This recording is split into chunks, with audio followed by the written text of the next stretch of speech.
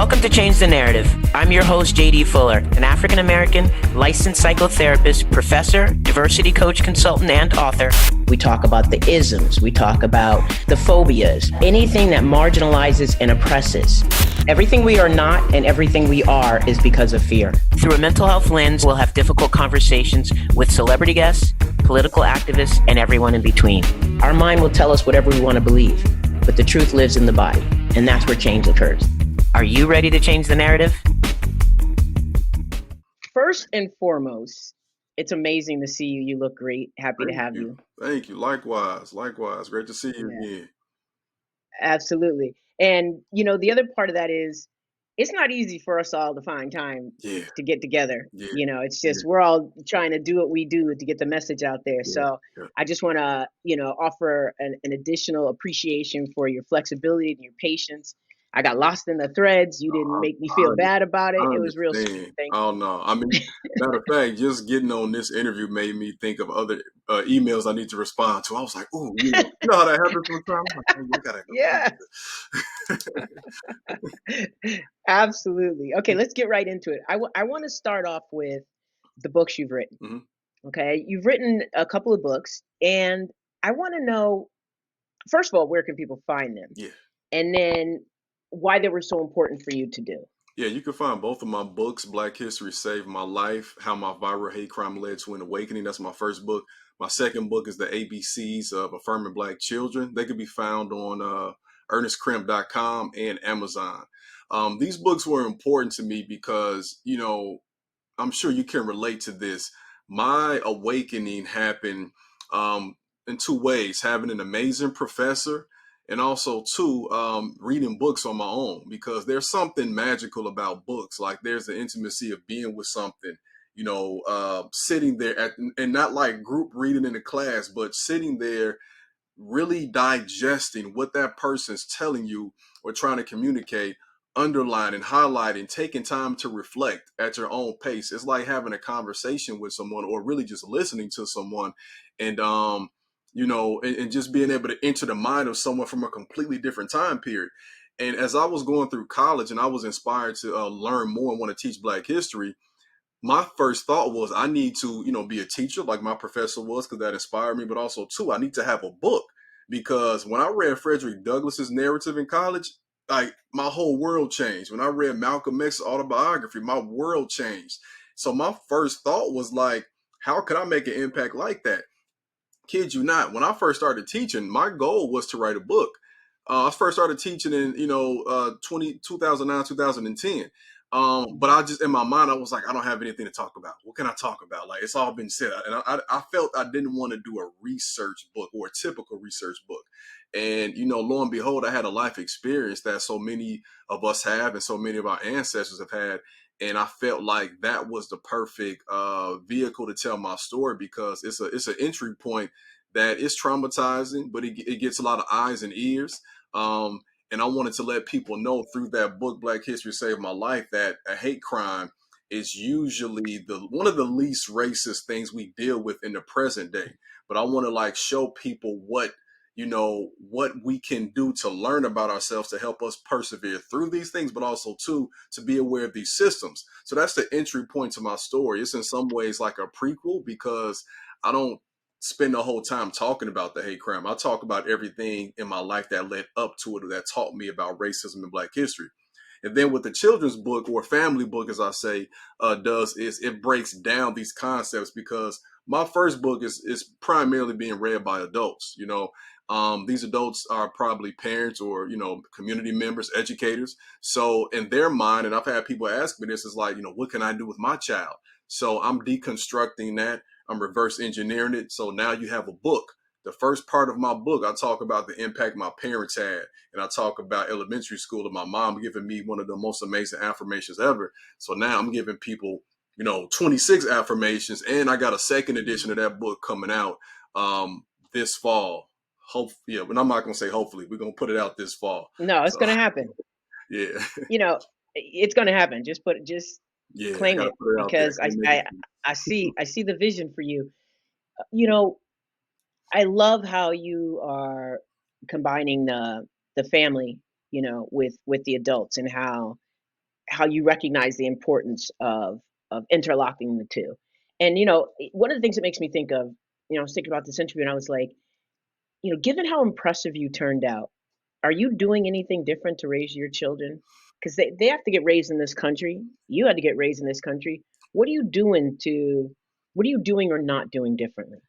Oh, it's a great question. I Thank think you. so. One thing I think that was interesting about my upbringing was that I grew up in a red line community. Most of us would call it like a segregated community or whatever. Um, my house was an oasis where I could go and learn about myself and just kind of see everything I needed to see. But I think having that connection, to the way that the system was right there on the outside, and then going to an all white school, then a majority black Wow. school, I was able to like I had questions just based on my lived experience outside of my house. So that's one thing that helped mold who I am. My kids, we live in a different type of neighborhood in terms of the economic status, and even in terms of the diversity. It's very diverse. So the situations my kids experience are more so like being a black child in a diverse area, in a diverse school. Okay. The school is black, white, Hispanic. The staff is mostly white. So like they are noticing things that aren't cut and dry. Like when I first took my kids to to see my mom, their grandmother, around the time she retired from being a principal, because she taught in the same community where we live in Chicago. My daughter at the time, I think my oldest was probably like 4 or 5. Kid you not. We got home. She asked me, and she said, Daddy, why are all of mommy's students black and brown, like us? Wow. Because like where I go to school, it's a lot of different colors. So Wow. at 4 or 5 years old, I had a conversation with her, and I knew she didn't fully understand it, but I had to explain to her why that is the way she is. So what I think is different for my kids is my mom wasn't a Black history teacher. She wasn't a social science teacher. I think she kind of dabbled with it, but she mainly did math, middle school, and she was a principal. She later became a preacher. But like hers was secondary. Like she learned like while she was doing other work. She was in the community with her kids, taking them on field trips, mentoring them, doing programs. But my work is not just education first, but it's us center first. So my mom would have had to make time to study. Like I'm studying and I'm making a living while I'm doing this studying and teaching people. So I don't. Hopefully, I'm not handicapping my kids. We'll see. but we're having a lot of conversations proactively. Like and people who read my children's book can attest to this. I don't dumb down. When I'm talking to another audience, I'll say the word, then I'll explain it if I need to, but I'm still gonna keep it the same. So we're having conversations with my kids. Yesterday, we're talking about my one of my daughters said that when she was in third grade, they were talking about pioneers and settlers, and I said, "Well, what did they tell you about that?" And we had a nice conversation about this country, what happened to indigenous people. We've had several conversations about that. We talk about colonialism, imperialism, and I can see their eyes like, "What is he saying?" And I explain it, but it's like what they're getting now at this age, I feel like is going to prepare them because my mindset is I want them to be able to go further, but I also have to realize that they won't have some of the same experiences, and that's good. But I want them to have that knowledge base. I want them to know what I know now at their age. So when I'm older, whatever they need to do in their realm, whether they choose education or not, they're going to have to commit to some form of service. And I hope I I think answered that what's question. I'm not sure. yeah, no, you got my mind. I don't know if you see all my facial expressions, but you got my mind bubbling. I'm like, yeah, oh, but Yeah. it's all going through Yep. the system over here.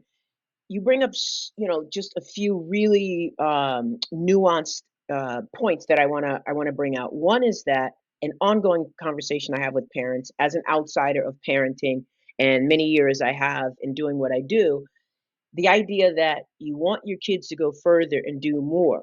At the same time, you are robbing them of some of the experiences you had to be the catalyst for you to do what you did, or experiences that did not protect you that you are protecting them from. Does that make sense? Yeah. Yeah. So it's a very intricate idea to prepare them well while not robbing them of what we used to call resilience, but I don't like that word anymore Yeah, because that just means keep beating us and we bounce back. So yeah, it's not the resilience that I'm talking about. It's more like substance. yeah, It's yeah. the substance. Does that make sense? Yeah, no, I think what's important too for any parent out there, and for all of us to realize as people who are committed to this, is we can only speak to the life experiences we've had. Like we can read different books and things like that, and that's all important. But at the end of the day, you can only truly teach through that lens of your experience in addition to that knowledge. So, like I grew up on the far south side of Chicago. I did not grow up in gangs though. They were there, but I never got involved in that activity. I lived my life as an athlete, one of the youngest in my neighborhood, the youngest in my house, and I was a keen observer of things. So like I can't speak to someone about what it's like to maybe having lived that type of life and then found this. I can only speak to the experience Mm. of being the observer, being the kid who was all for the most part following the rules, but still caught that racism. I can speak from that. And then my kids are going to have to speak from the experience of growing up in a suburban neighborhood, being in a mostly diverse school setting. And already they've had experiences with colorism and, things of that nature and, dress code issues and stuff like that. So when they get of age, they're going to have to, whenever they make that decision, because I know they're, at least one of my kids is going to want to do something like I do, they're going to have to make sure they're speaking to that experience that they have. And I think that as parents, we have to realize too, when we say we want our kids to have more than us, it to me, once they have their food and they have their basic necessities, we're not talking about living a richer life materially. We're talking about, more enriching experiences. We're talking about the values we wish we had or the values we had. We're talking about passing those down and expanding that to different experiences because it could become a thing. And I think we see that with children of prominent people in our community, like where they lose that same desire that first generation had. But as long as we keep them grounded, I've taken my kids back to my neighborhood plenty of times. We've had those talks. My wife has done the same thing. It's definitely a balancing act, but we always have to make sure that they realize their success is tied to serving and giving back too. Listen, that's amazing that that's even, an ideology that you and your wife have bought into and definitely integrate ongoing into your kids' lives. The other thing that I see that you do with your kids, which I want to emphasize, is you celebrate their blackness. You celebrate the color of their skin Yeah. and the culture in a way that ingrains this pride. So no matter where they are, that's what they lead with from appearances. Would you agree with that? Definitely, definitely. And it's something that again I knew, what's funny? So I have that children's family book that I put out. My sister, after I released it, reminded me that I actually wrote a children's book before then that I forgot about. And I'll tell you why.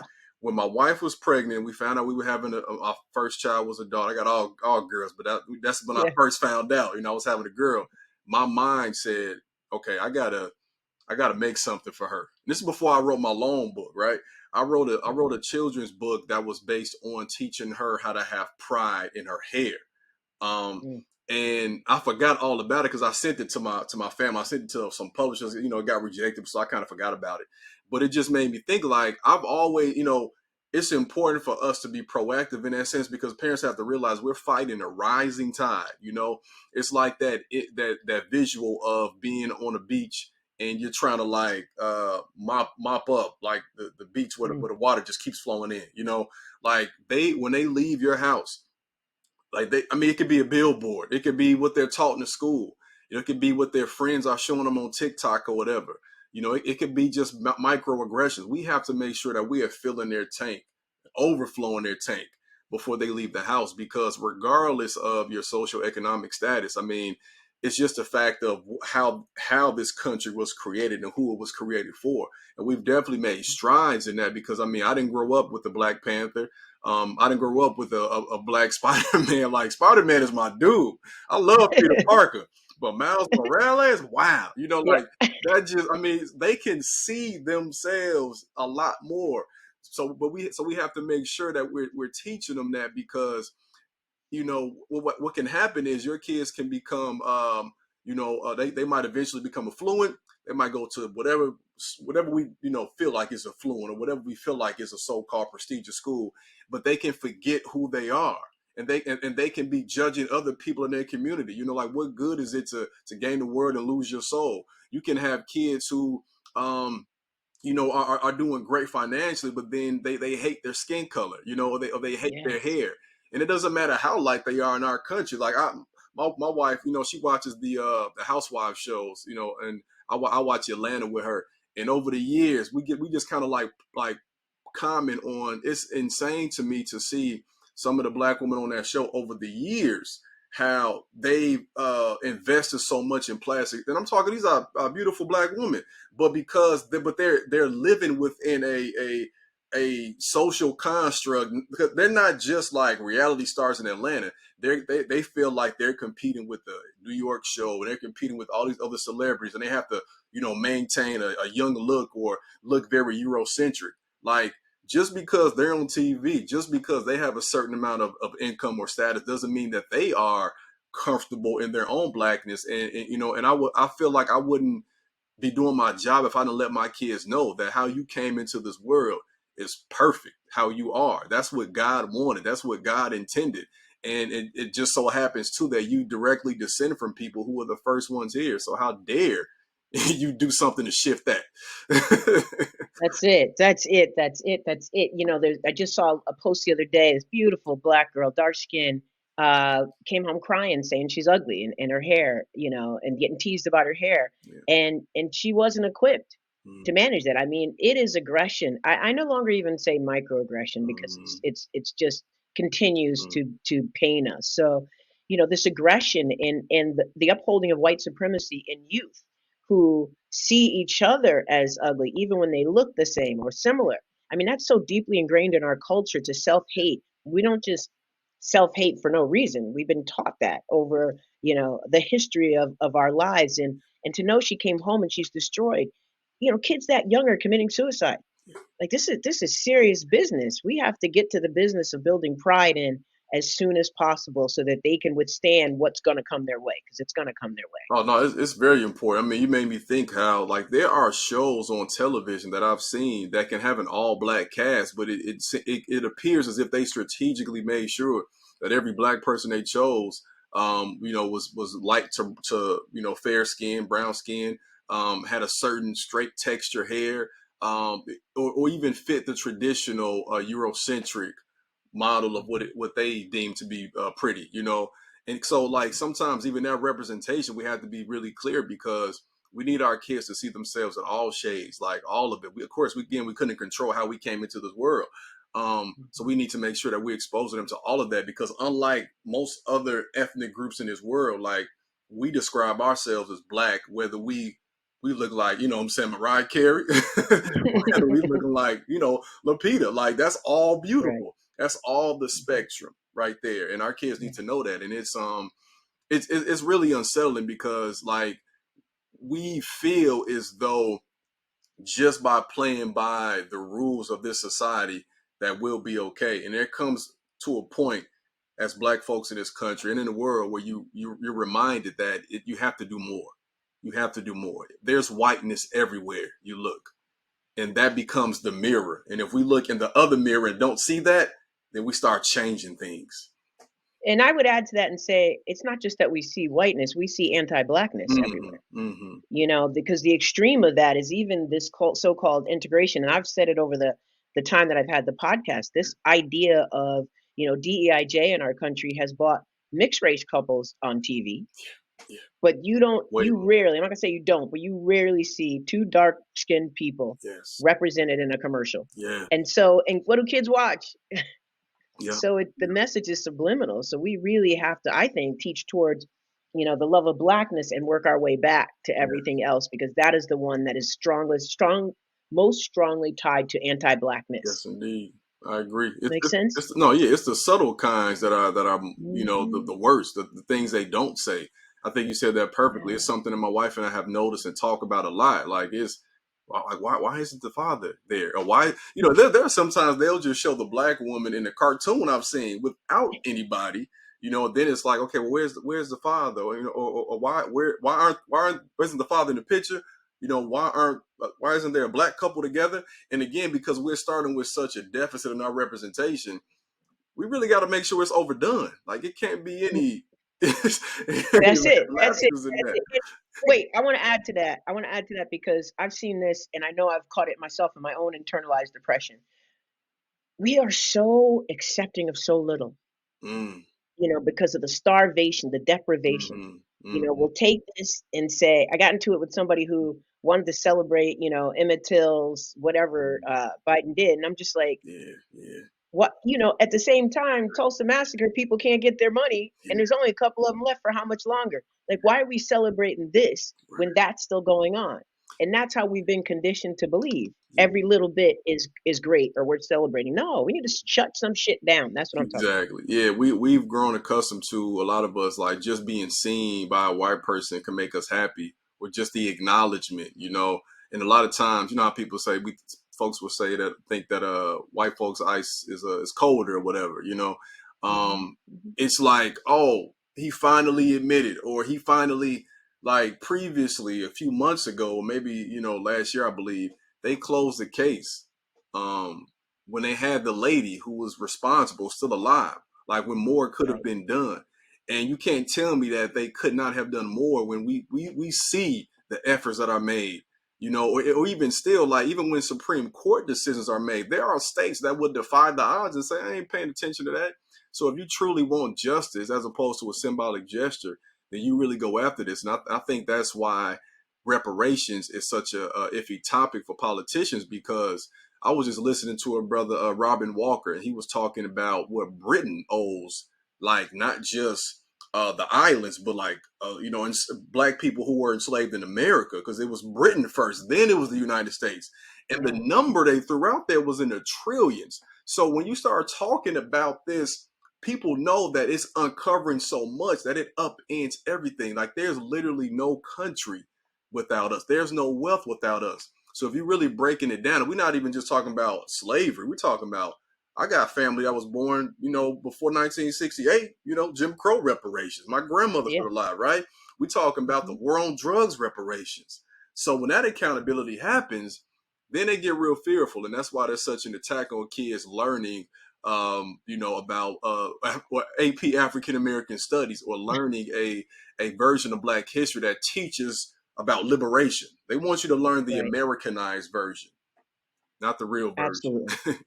I think you answered this, but I'm gonna ask it anyway. In your words, you propose to creatively strategize how we can use our past to create a better future, entrenched in equitable practices. Explain what this looks like. You've led into it already, but would you Yeah. add anything?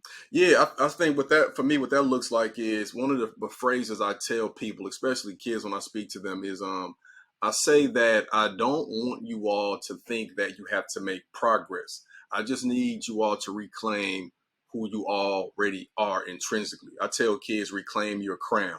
What I mean by that is, everything that we want to accomplish, for the most part, especially in terms of building a just system, all of that stuff has already been done. The things we're striving to do in this country, like, we haven't had a woman head of state. We got Kamala Harris now as the VP. We haven't had a woman president. That was done. We have pharaohs. We have, I believe her name is, I can't think. The former president of Liberia was a woman. I can't think of her name right now.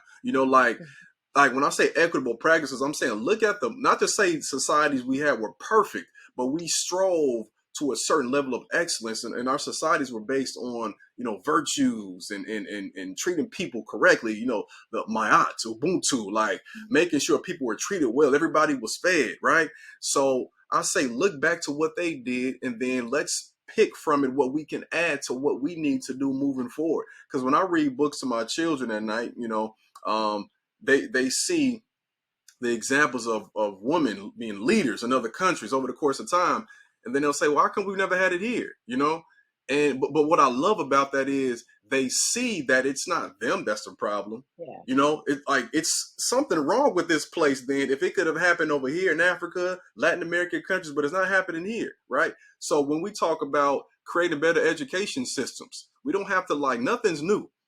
I'm reading the book right now by Dr. Asa Hilliard called The Maroon Within Us, I believe is the name of it. And he's talking about the Kemetic schools they had and how they used to teach in ancient Egypt and ancient Kemet.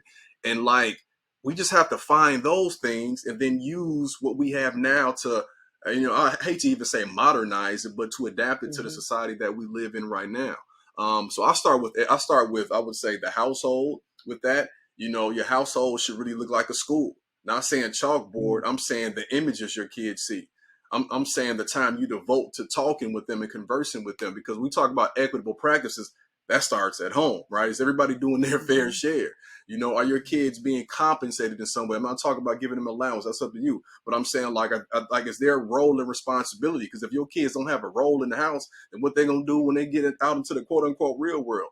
And then when they go to school, right? Our schools aren't equitable by nature. They're created to produce workers. So our schools should be centered on creating citizens who are ready to undo the societal inequity that we have in their immediate community. When I taught kids history for 12 years, I never once was tasked with the responsibility of teaching them about local history. That never made sense to me. Like, you live in Chicago, you live in Joliet, Illinois, but you're not learning about all the great Black history or like working class history or, that happened here. So like George Washington, all that, whatever, right? But what that got to do with this, So equity to me, and I'm going from the framework of, I'm pro-Black. So it's like equity for me means we got to make sure that we're building things moving forward that can help us all now to make sure we're all good, bringing back community farms, teaching people how to farm and create ways for us to survive and thrive, quite frankly, is what we have to do with this. That's amazing. That's amazing. I love it. You mentioned it, so I'm going to get into that for a little bit. You quit teaching after 12 years. You are now the CEO of Crim's Cultural Consulting LLC. Talk about the services you offer and who benefits from hiring you. Yeah, so what I do is essentially, in a nutshell, people kind of see it on social media.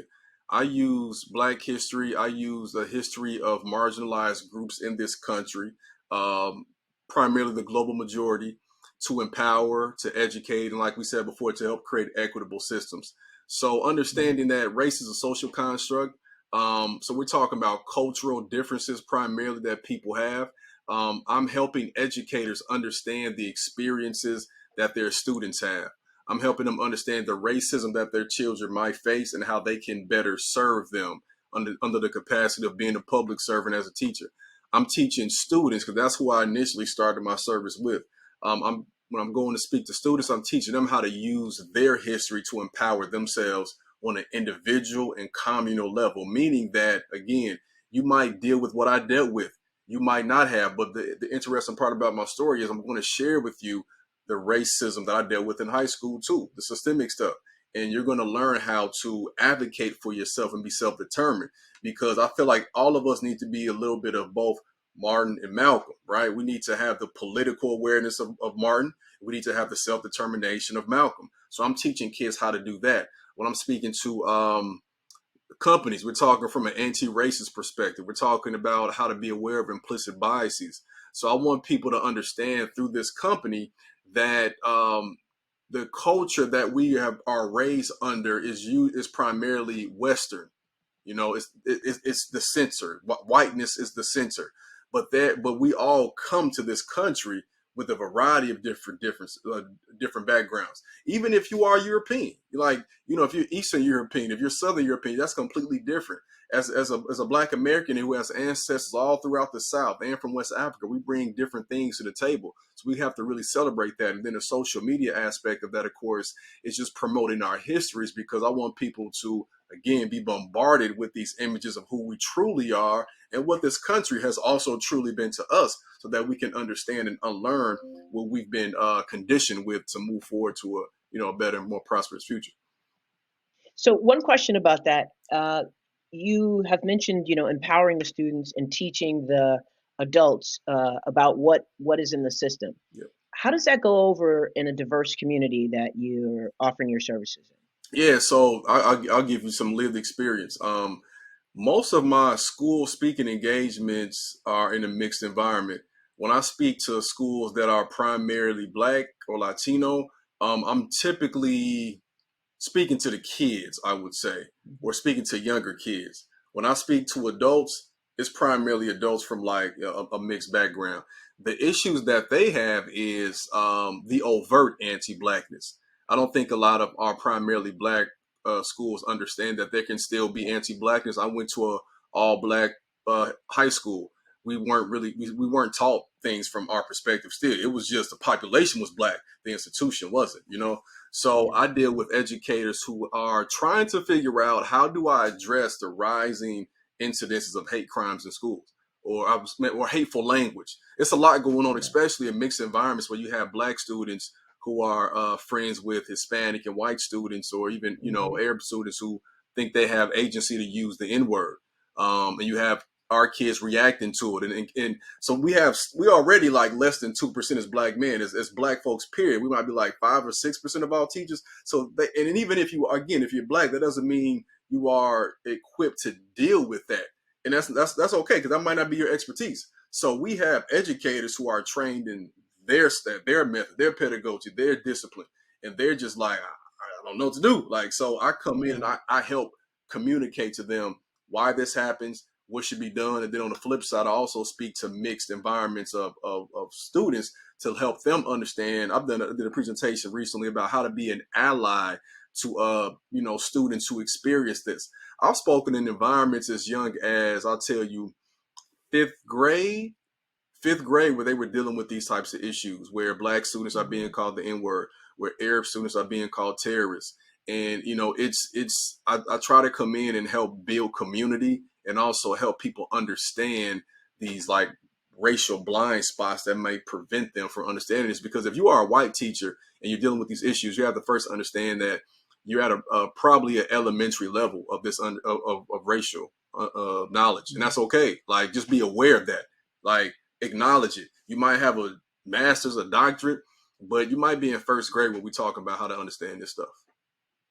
So it is perfect. I love what you're offering. I love how you explain it. I want to offer one thing, Mm-hmm. and that is we stop giving white bodies the privilege of being an ally without the history. Mm-hmm. I'm hoping that we can work to change that language so it sounds more. Yeah, I don't like the term personally. You know what I mean? Like, I stopped using it because Yeah. ally means you can just hang out and watch. Right. And you're not doing it, so you're okay. Yeah. And I like a term, something that feels more active. I mean, I know there's other terms out there. I don't expect everybody to subscribe to abolitionists. I wish they would. Mm-hmm. But I think ally does a disservice to what you're talking about. And what you're talking about is so powerful and so important, and I appreciate it so much. Thank you for that nugget. Yeah, I've been really trying to brainstorm and think about a different term. I just haven't found it yet. Even with saying ally, I like to even say, in the meantime, like white folks who are attempting to be. I appreciate I appreciate the link. I do consultation for people who desire to be desire not to be racist in their practice. I use the whole sentence. If you desire to be anti-black racist in your practice, I'm the consultant for you. Because it's worth the language, because they've really wrapped around this ally thing, and it's just been so many years. Nobody wants to give it up. I think and thing is, once you claim it, then you stop working. Like you like, I'm an ally. Okay, what does that mean? Like, what are you doing? Like, and honestly, like, as a white person, I mean, just having had the experiences I've had in black spaces and white spaces,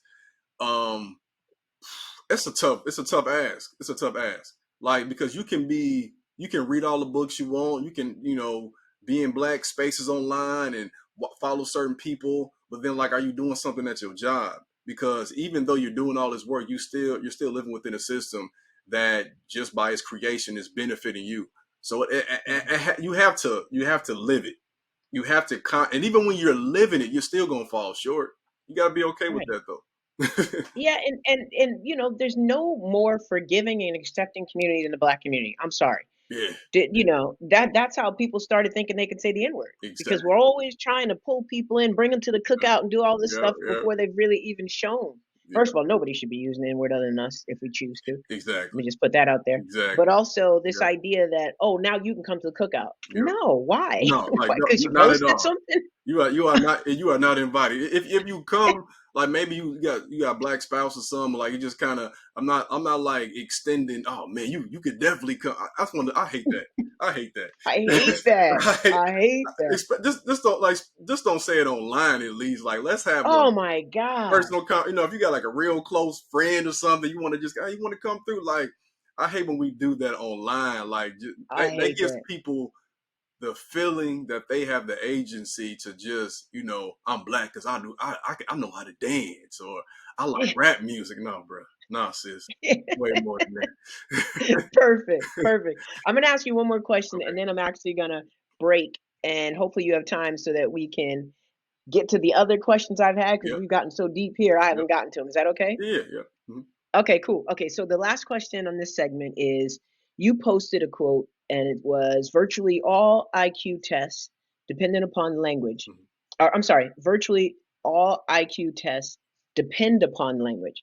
Yet there is no indication that any IQ test has been developed that takes into account the variations in vocabulary, the syntax, the paralanguage, or other aspects of language for which cultural alternatives or style exist. This has always bothered me, with standardized testing. Mm-hmm. Will you just say a little bit about that before we end this segment? Yeah. Again, that's from Asa Hilliard. I'm reading that book heavy Yes. right now, and I want to say like the last probably the last 6 years in the classroom, I was on like a personal mission to just really do everything I could in my class to not focus on standardized testing. When I first started, I knew that part of my evaluation was based on how much I increased kids' ACT or SAT scores. And once I got over that like personal mission, I really understood that like that's only one type of intelligence. And by standardizing our kids, we're essentially saying that they're products. When I teach about like the Industrial Revolution and the Gilded Age, we're talking about sweatshops and factories and assembly lines like Ford specialized in. We're essentially saying that our kids are going down the line to different teachers and having, certain screws turned so they can become this ideal citizen, right? But our kids, we don't come from households and a culture that even communicates in a language that produces these tests. And these tests were initially created to try to socially stratify us and try to prove in some way that we weren't as intelligent as white people. That's the history of standardized testing. So like if I talk in a way like we don't even have to have any knowledge about our past here or Africa, but we still live it. And we don't like hip hop is that. Like we made our own language. When I close a statement by saying, you feel me, or you know what I'm saying, you won't find that on a standardized test. Because if it was on a standardized test and the person said, you feel me, through the European lens, that's going to be literally meaning that you touch that person. We don't talk like that. And we talk in a tonal language. So like in West Africa, our stories were kept like communally, orally. We told stories, the jollies, the griots. So like the written text doesn't even mean as much to us, but we can verbalize some things to you that will go over your head. We have the gift of gab. That's why before we started rapping on records, we were rapping in the community because we would talk fast and talk slick and put like James Brown. You know what I'm saying? Like these folks have been rapping for years, a lot of jazz artists. So then when you tell me to sit down and I have to like try to figure out what you're saying based on your culture or language and pick the correct answer, there's a gap. So for any black child that has ever, and I was always an average test taker. So I always got like, I'll just right in the middle. I did great in the grades, but the test, I'm in the middle. But for every black child that has ever gotten 36 on the ACT, or I don't know, on the SAT, I think it might be 1,600, I don't know. But like, kudos to you because you've had to learn. You're bilingual. We're all like, if you don't know Spanish, that's cool. You're bilingual here. If you're navigating in those spaces and you change the way you pronounce certain words, you're bilingual. Because they couldn't exist in our neighborhoods and know how to talk or communicate. So that's exactly where that comes from. And also, too, like there was a white professor that even taught Howard Gardner that we have multiple intelligences, but school is only molding the type that says you have to sit down and be quiet for 50 minutes at a time and fill in the bubble. My kids started taking standardized tests, my own kids, when they was like in, I want to say maybe second grade. Like my kids started disliking school around third grade because that's when they get bombarded with it. Right? Their favorite part of the day now is recess. It shouldn't be that way. Recess is fun, but like your class should be just as fun because you should be engaging in things that actually teach you. We learned, like, I could go on and on, but like one of the things I really dislike about our public education system is it is the antithesis of science based. It defies logic. Studies show, they teach us this as educators, that you learn more through teaching. You learn more by action. So because of that, the most educated person in the classroom will always be the teacher because I'm teaching. So there have been topics I taught in U.S. history that I just learned the day before, right? But I learned it more because I had to explain it over and over again, right? Repetition is what teaches. Repetition, right? Our kids don't learn how to walk by reading a book. They don't learn how to run by reading a book. They learn because their body developed that way, but also because they kept trying and they saw other people doing it. Yeah, perfect. Look, the idea that it's just a public school problem, I just want to put that to rest because all schools, I've worked in private spaces and public spaces, they all subscribe to that concept that you bring to the table, and it's an important one to challenge. So I appreciate it. Look, I want to end there because we got much more to talk about. And thanks for sharing the space with me. What can I say? You're an incredible human being. I'm a big fan. And I learn from you all the time. And there are not many people I feel so comfortable with learning from. That was a messed up sentence, but you know what I mean. Yeah, I feel you. Yeah, I feel you. I feel you. I literally feel you. All right, let's end this segment and bring you back for the next one. Thank you, Ernest.